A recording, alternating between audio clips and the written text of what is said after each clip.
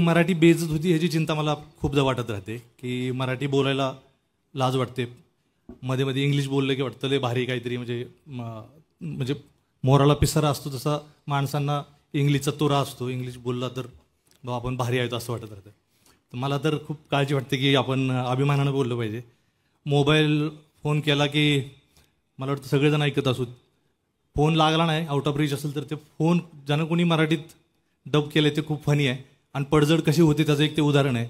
तर फोन नाही लागला तर ते बाई तिकडून म्हणते की आपण ज्यांना फोन करत आहात, आपण ज्यांना फोन केला आहे तो कोणाशी बोलत आहे असं बोलते. आपण ज्यांना फोन केला आहे तो कोणाशी बोलत आहे. त्यात उद्गार पण नाही, प्रश्न पण नाही. पण इथं काय नसलं तरी ते असं त्याचा उच्चार मराठी माणसाला असं कळतं की आपण ज्यांना फोन केला आहे ते कोणाशी बोलत आहे ते आपल्यालाच विचारते.